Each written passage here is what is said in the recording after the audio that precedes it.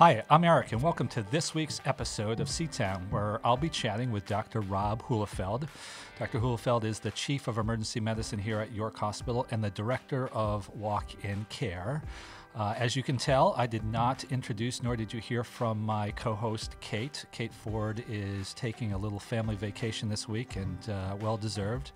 And she's the one who's carried me through these first several episodes, so I'm going to do my best to hold down the fort and carry this on my own. So Rob is a friend, a colleague, and a partner of mine here at York Hospital. I look forward to this exciting discussion where we're going to talk all things emergency medicine and acute care at York Hospital. Hi, I'm Kate Ford. And I'm Eric Fogg. Welcome to C-Town. In each episode, we will discuss all things York Hospital, past, present, and future, as well as current medical topics to help us navigate that sometimes confusing world of healthcare. But before we get to that interview, let's get some hospital updates. As I've been mentioning throughout our other episodes, we want to plug our 5K fun run for everyone here at York Hospital on June 6th. Registration is open and online. Visit yorkhospital.com. If you haven't run this event, it's a great fundraiser for the hospital. Typically attracts 400 plus runners every year. Just by registering, you get a free t-shirt, and if you finish either walking or running, you get a medal. So everyone is encouraged to participate. The other news that's hot right now, and as of the recording date of this, it is March the 10th here, and coronavirus and COVID-19 is all the discussion, both in the media and preparedness here at York Hospital and the region. As of yesterday, test kits are available here in the state of Maine. They no longer need to be sent to the federal CDC in Atlanta. So we have yet, again, as of March 10th, to have any cases here in Maine. That will just be a matter of days probably. And when this airs in late March, this probably will look and seem a lot different with more cases. So more to come. As with the flu, we encourage all of our listeners to practice good hygiene to prevent and diminish the spread of respiratory illness. That includes good hand hygiene, avoid touching your eyes, nose, and mouth, use good cough and sneeze etiquette, clean, disinfect, and be careful of frequently touched objects and surfaces, avoid close contact with others who are sick, following the 6-foot rule, and limit contact with all others who are ill. So those are our hospital updates. Let's get to our interview. So let me introduce my friend and colleague, Dr. Rob Hulefeld. Rob and I have worked together here at York Hospital very closely for the last 5+ years, but I've known Rob since he was a resident in his training in emergency medicine. Rob is an East Coaster like myself. He was born and raised in the North Shore of Massachusetts, but Rob did go out west to do his undergrad at Pomona College in Claremont, California, where he studied anthropology, which was the perfect segue to medical school, where he attended back here in Boston at Tufts University School of Medicine. He then came up to Maine, to Maine Medical Center, to do his emergency medicine residency training program, where, again, I met him for the first time. And he's been here at York Hospital since 2009 and has served as the chief of the ED, let me get this right, Rob, 2014? 2013. Okay, yeah. Great. So, Rob, thank you so much for being on our podcast. I know that you are a huge consumer of podcasts, and you're a big fan of these, and I know you've been a fan since we started this project here at York Hospital. Big supporter, Big supporter. So I know you've listened to every episode, so I appreciate you taking the time. Thank you for inviting me. Yeah, you bet. So our goal here today is to cover a little bit of ground, particularly focusing on emergency medicine services here at York Hospital, including our network of walk-ins and our urgent care facility up in Wells. We'll talk a little bit about that. But I think to set the stage, and I'm going to need your help with this, I think for our listeners, it would be great to talk a little bit about the history of emergency medicine here in the United States. And as an emergency medicine board certified doc, you probably are know a little bit more about this, but I'm going to do my best. So this whole notion of it calling it an ER, I think dates back to the early 40s and 50s when hospitals designated like a room in a hospital to care for unscheduled patients who were having some sort of acute problem or illness and whatnot. And they would staff it with typically a nurse, and it was called an ER, or an emergency room, because it literally was physically one room. And back in the 40s and 50s, and probably into the early 60s, it was staffed with whoever, right, was available at the hospital. That could mean an internist, it could be a family practice doc, it could mean an ophthalmologist or a dermatologist or whatever, right? Yep. And then it was quickly appreciated that there is a certain knowledge base, right, that goes towards caring for patients with heart attacks, strokes, trauma, and injuries. And into the 60s, there was a group of physicians, I believe it was in Virginia and maybe even Michigan as well, who started to come together to think about this and putting curriculum together. By the early 70s, I think we had established our first emergency medicine residency program, I think at the University of Cincinnati. Correct. Was the first. And then I think by 1972, emergency medicine was recognized as a true discipline. So we're talking, Rob, about a discipline that's really less than 50 years old. Correct. Right? Yep. And then by the 1980s, there was subspecialties in emergency medicine like toxicology, I think trauma medicine, critical care, pediatric emergency medicine, and that certainly has blossomed. To me, Rob, when I went to graduate school in the mid-90s, I think that's when shows like ER were becoming popular, and the George Clooney's of the world were playing these cool ER docs, right, that people could identify with and whatnot. But the point is, relatively new discipline, certainly a specialty that requires a certain skill set to manage patients. And these aren't emergency rooms anymore, right? They're departments that are filled with highly trained physicians, nurses, advanced practice providers, a whole coordinated team to manage. How did I do on that? You did great. I would say, first, for those who have interest in the history of emergency medicine, the American College of Emergency Physicians within the past 1.5 to 2 years has published somewhat of an anthology on some of the grandfathers, because it was initially extremely male-dominated emergency medicine of emergency care, and some of that progression that you discussed, where ambulances were in fact hearses. So you had funeral homes who would send out a hearse to when they responded to a call from the local police or fire department to respond to the scene to transport patients to the hospital. You're absolutely correct that these were emergency rooms. And you're absolutely correct that they were often staffed by people with no formal training in emergency medicine. In fact, the great Larry Petrovich, who is known to this organization and this community in particular, told me a couple of years ago of when he first arrived to this community as the first cardiologist in the Seacoast, that he took rotating emergency department call here. And it was not a true department then. And he... and the way that only Larry can, in his very gentle, patrician way, told me about his one particular call evening, which I cannot describe on this show, about responding to the emergency department late on a New Year's Eve, coming straight from a party to attend to an acute GYN case. So you had a cardiologist responding from a party to manage a acute gynecologic case. So amazing. Those days are long gone. Yeah. And that's probably was the 80s we're talking, right? Late 70s? It was actually, no, Larry, it's been here for a long time. Yep. Larry, no offense, but it's both a compliment and implicit critique. No, I'm just teasing.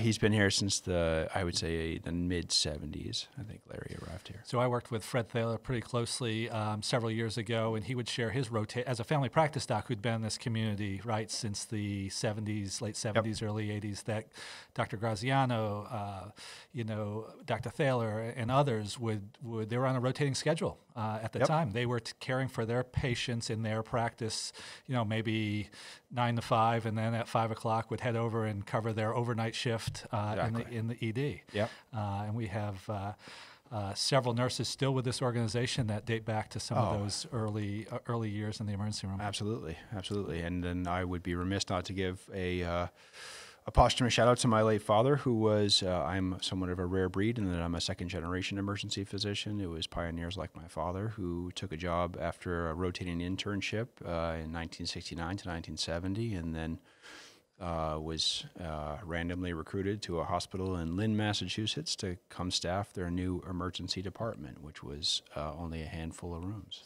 So, and I've known you've talked with me about your dad before, and I suspect that was probably one of the biggest drivers of you going into emergency medicine. But curious, when you were in medical school, was it always emergency medicine? No, never.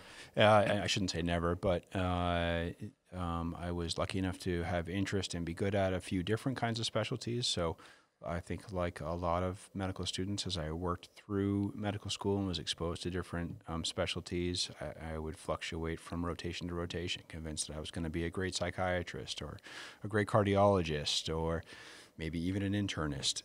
But what we've seen in the evolution of emergency medicine and medicine in general over the past 50 years is all of the, what I think, cool parts of medicine have migrated to the emergency department. So there was a time, even not very long ago, where a patient could come to the hospital, you could perform some initial screening testing, and you could admit that patient to the hospital in order to arrive at the diagnosis. Now it is a rarity that I admit a patient to a hospital in whom I don't have 1, 2, or even 3 working diagnoses, and the point of admitting to the hospital is for ongoing care of those diagnoses that I've made. So in other words, all the diagnostics that used to happen either on an outpatient basis or during the course of a patient's hospitalization have been front-loaded to the emergency department. So all the sort of workups and parts of that capture the public imagination about arriving at a diagnosis or being like a house MD or whatever else, a lot of that happens in the emergency department that didn't used to. Yeah. So we're going to talk a little bit about your training at Maine Med in a minute, but when I was a PA student in Atlanta, Georgia, I did my emergency medicine rotation at Grady Hospital in downtown Atlanta. And for those listeners who never been to Atlanta, it is described as the Cook County of Atlanta. It is the city hospital. It's also the residency program for the Emory Emergency Medicine Program. And talk about room versus department. This emergency department saw 300 to 400 patients per day. It was divided at the time, it's been years since I've been in there, this was 1993, 94, into color zones. So red was trauma. So if you went to the red zone, trauma. You went to the blue zone, that was medicine, so your belly pain, chest pain, that sort of thing. The green zone was their fast track, right, where the average wait time was 13 hours to be seen, right, in the city hospital. So you could watch the movie Titanic 3 times before being seen in the fast track. So the yellow zone was any patient with a positive HIV diagnosis, regardless of the complaint, went to the yellow zone. And then my favorite zone, Rob, was what was called asthma and detention. So if you were having an asthma exacerbation and short of breath, they put you in the same area where they had all the folks coming from the local prisons shackled to the stretchers. So if you were having an asthma exacerbation, that often made it worse, being next to a guy shackled to it. So it was an interesting place to train, and I saw Cut your teeth. I saw a lot of amazing things there. But you did your training there. I certainly worked there. Tell me about your residency program and your training in emergency medicine. What is that structured like, and how is that set up? Because there are standards that are consistent whether you're at Grady Hospital in Atlanta, Georgia versus Maine Medical Center in Portland. Yep. So 4 years of medical school, after 4 years of college, 4 years of medical school, and then emergency medicine residencies are either 3-year programs or 4-year programs. Maine Med is a 3-year program. During your first year, you're exposed to all your sort of core rotations, so internal medicine, working up on the medical floors, general surgery, participating in scrubbing in the OR, learning basic surgical techniques, ICU rotations, pediatric rotations, OB rotations. And then that's your intern year, where they had just passed rules in this country when I was an intern that you could not work more than 30 hours consecutively, and they mandated, I'm trying to remember how frequently you could be on call. So there was only 1 or 2 rotations where you would have every other night be on call, and you could only work a maximum of 30 hours. And there were physicians then who were lamenting the good old days of when you were just on call all the time, and the reason they called them residents is because you physically lived at the hospital. It has since migrated to a more humane and sustainable training program, but there are still the naysayers saying you're not getting your adequate exposure to to various types of illnesses and patient presentations. So as you sort of move through residency, you accept ever more patient responsibility until you're running teams, you're managing patients primarily, and your attending physician moves from co-managing to being more of a consultant role. Mm-hmm. Mm-hmm. So, and then I did my chief residency there too. So during my last year at Maine Med, you take on some administrative responsibilities where the residents in the program, both in your own class and the classes below you, look to you for some administrative tasks, whether it's scheduling, whether it's HR-related things, or that kind of stuff. And remind me, I should know this, I think Maine Med started its formal physician emergency medicine residency program in the 90s, was it? Late 90s? Yeah, I think that's right. Tony Bach, who is our longest serving ED physician at York Hospital currently, was the second class, and he's been here for at least 17 or 18 years now. Yep. So thank you, Tony. Yeah. Let's talk a little bit about our neat little emergency department here at York Hospital. I've worked in several emergency departments I told you where I trained. My first job was in a rural community in Jackson, Georgia, which sat in Butts County, Georgia, which was halfway between Atlanta and Macon. I shared in my last podcast that one of the most eye-opening things to me was the difference between a diabetic tray and a non-diabetic tray at Sylvan Grove Hospital in Jackson, Georgia. When I was there in 1996, was sweet tea versus unsweet tea. Everything else was the same on the tray. That's my favorite story. Love that. At the time, physicians were still smoking in the nurses' station, and it was really a kind of a throwback. Patients were outside on the stoops smoking with the oxygen cannulas, inches from the cigarette. So again, another great place to cut my teeth and saw a lot of great things. So I've worked in several community hospitals, rural hospitals, academic teaching centers, tertiary centers, and then there's kind of York Hospital ED. And when you walk into not only this hospital, but when you walk in this emergency department, there's a different kind of feel. Tell me about your impression when you first came to York Hospital in the emergency room. So first, when I finished residency in 2008, this was the plum job for emergency medicine in the state of Maine. This was the place where you kind of sent in your CV and hoped that when a spot opened up, that they would punch your ticket and call you down at least for an interview. I took a job straight out of residency at Central Maine Medical Center, which is a great trauma center with a bunch of associated rural critical access hospitals, which made for great post-residency emergency medicine training. But I was fortunate enough when one of the docs that was working here at the time went halftime that I got a call from the then chief, Tony Bach, who I mentioned earlier, to come interview. And I was so anxious to get my foot in the door that I, despite having a young, growing family, I took a halftime job and just made up the difference by moonlighting elsewhere. I would say the same things that attracted me then apply today. It is a little gem of a community hospital. It's more heavily resourced than most community hospitals. It tends to attract similarly minded care providers, people who love patient care. And this is an extraordinary environment to practice emergency medicine because there's a great penetrance of primary care. You still get plenty of advanced disease presentations to keep you interested. And your patients are the nicest clientele that I have encountered in emergency medicine, and I've been working in ER since I was 18. So on that point, you and I do a lot of co-recruiting here together, particularly for our walk-in service line, and I think probably in the last 5 years, you and I have interviewed and recruited, 25, 30 advanced. That does not mean the program's not successful. No, we've gotten bigger. We've gotten bigger. But one of my favorite parts, we do it as a team, and I think it really works out well, and folks, I think, appreciate our style of recruitment. But one of my favorite parts, and I've heard this story 25 or 30 times, and I enjoy it every time, is the story of when you recruit your ER docs, you kind of share this story about when you started working here. So please entertain us. So I was coming off an evening shift in Lewiston, which is a bit of a grittier level 2 trauma center, and I came down here for my first shift, and it was an elderly gentleman, was one of the first patients I was taking care of, and he was having an acute exacerbation of congestive heart failure, was working to breathe, but we front-loaded him with some medications, put him on a BiPAP face mask, and quickly got him stabilized enough that we could actually get the mask on, get the mask off, get him on oxygen by nasal cannula, and he and I could have more fluid conversations back and forth. And so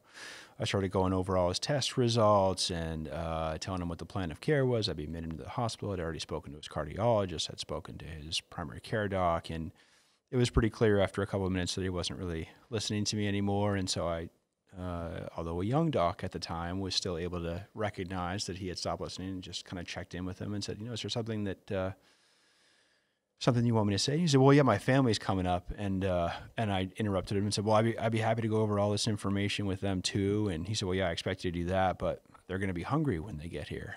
And I said, what? And he said, yeah. So I was thinking we could, order him some lunch. And I was like, I don't, and I was honestly befuddled and taken aback, because just the juxtaposition coming off an evening shift where I'd had, police involvement in multiple cases, near altercations with patients, a much more stereotypical emergency medicine environment. And so I said, sir, I don't really know anything about that. And he continued talking and just said, well, I was thinking we should order them lobster rolls. And so I just tried to gracefully duck out. I went back into the nurse's station and I said, this guy is really nice, but I don't know if he's still not getting enough oxygen, because he just asked me to order lobster rolls for his family who are on the way. And the ER nurses turned to me and said, oh, yeah, he told us too. We already ordered them. Don't worry. They'll be here when they get here. And I just was blown away. And I think I said something like, well, if you could let me know what Chardonnay we're serving today, I would appreciate knowing that. Amazing. So, yeah, amazing. It was extraordinary. It's my favorite story. Yeah. So a good example of kind of the culture we practice in and the great medicine we deliver. But there are some things that I think are unique to point out to our listeners about the ED here. You had mentioned tertiary care centers and things that we have great resources here, but talk a little bit about our Telestroke program, Sure. our Telepsych program, those type of using technology and stuff to deliver even better care. Yep. So first, I would just say this hospital was the first in the area decades ago to recognize the value of specific training in emergency medicine. So it was the first hospital in the area to have board-certified emergency physicians staffing its department. It's continued that legacy while being a smaller community emergency department. It continues to attract extraordinarily talented, energetic, enthusiastic emergency medicine providers, both on the physician side and on the physician assistant side of things. Our job at a hospital of this size, although we are better resourced than any hospital of this size that I know, is to recognize which patients we can manage at our own facility and which patients we need to initiate care on and then transfer to a higher level of care, whether that's tertiary care or quaternary care, whatever the case may be. We recognize that although we have extraordinary resources here at York Hospital, whether it's a cath lab with primary cardiac intervention, whether it's interventional radiology or a slew of specialist consultants, we recognize that there are some patients who need to be at higher levels of care, whether it's for trauma care, advanced neurologic care. Those are actually our two most common. In those circumstances, we tend to have clinical partnerships. So, for example, our longest serving telehealth connection is with MGH in their acute stroke program. And this is basically what it looks like for the patient is when we have a patient who arrives either by private vehicle or hopefully by ambulance people, when they arrive with acute stroke-like symptoms, we are able to quickly mobilize consultants at Mass General Hospital to determine whether or not these patients require clot-busting medication or whether they actually require helicopter or ground transport for urgent catheter-based interventions. We get the benefit of living and working in this extraordinary community and the community emergency department, but also having access to cutting-edge technology to offer our patients the latest standard of care. So, I get to see it firsthand working with you very closely. But For our listeners, can you describe what a day in the life is like for an ER doc at York Hospital? What a typical shift looks and feels like? I would picture being fed grapes and being fed. No, just joking. It's emergency medicine. So you arrive to your shift and you don't know what you're going to do that day, but you know that you have an extraordinary nursing and support staff to help you manage whatever walks through or drives into your ambulance bay. So it can be anything from seeing someone with multiple traumatic injuries from a fall or car accident. We don't have a lot of penetrating trauma in the state of Maine, which makes it a great place to live. So anything from major traumatic injuries to severe life-threatening illnesses, sepsis, to a barrage of neurologic or cardiogenic processes. So it can be any age, presenting at any time with virtually anything. We like to say that we can manage, that we know a lot, we know just enough about a lot of diseases, and we can manage patients with any problem for at least the first 15 to 30 minutes, and then we know when to call in help. Yeah. So as part of that, and what brought you and I together formally was several years ago, we envisioned and partnered on this project where we took some of our pre-existing walk-ins that existed in the York Hospital system, and we put them under the umbrella of the emergency department and formalized a little bit of the staffing and the structure and the protocols. And we've, over the last 5 years, we've grown that to what was 2 or 3 walk-ins. Berwick, I think, was one of the originals. Kittery came on board. Wales had always kind of had this hybrid freestanding ED type program that went back and forth a little bit over the few years, to now adding Sanford, Kennebunk, and the York walk-in. And what that's done is provided, I think, a service line for patients with non-emergent acute care issues, from sprains and strains and sore throats and earaches and that sort of thing, and has really then allowed the resources in the ED to manage those patients who should most appropriately be there. Talk to me a little bit about that project that we started a few years ago. Well, first, I can remember you swinging by the ED and coming into my office one day, and early after I had taken over the chief role in 2013, and already presenting this vision to me, and I think I used language that I cannot use here, and asked you to come back in a year. I remember. So I give you all the credit for recognizing where the sort of what people variously dub walk-in care, retail care, where that trend was going in acute care, because we see that patients have both a financial and personal interest in seeking lower acuity care where they don't feel like they have something wrong with them that belongs in the emergency department, but historically have not always had the off hours or weekend access to their primary care provider or pediatrician or whatever. So I am quite proud of what we have built together, and again, give you the lion's share of the credit, Eric. But an integrated service line that last year saw more than 70,000 patient visits, that's able to, I can remember one case in particular 2 years ago where a patient presented to a walk-in feeling short of breath, hadn't seen a primary care doctor in a year and a half or so. I got a call from that walk-in provider as the medical director asking about lab work. We made the somewhat unusual decision to, send lab work that day, but also refer them over to the to get seen in the urgent care. That patient went from that initial intake at the walk-in center at say 9:30 in the morning, and ended the day having rapid induction chemotherapy at Mass General Hospital, having progressed through the walk-in to the emergency department to seeing an oncologist to having a dozen diagnostic tests to recognizing that our local oncology service was recommending that they needed emergent induction chemotherapy. I mean, you talk about the potential of a service line to inbound a patient and to move them rapidly through our system and to our clinical affiliate down in Boston. That was an extraordinary case for me. On a much more routine basis, we take patients presenting, again, with any number of complaints, and as you know, about 5 to 6 of those patients end up being referred on a daily basis to the emergency department, either here or at our mixed facility in Wells. but the vast majority of patients are able to be cared for on site quickly. You talk about a massive. Well, before we started, you were talking about massive wait times down at Emory, and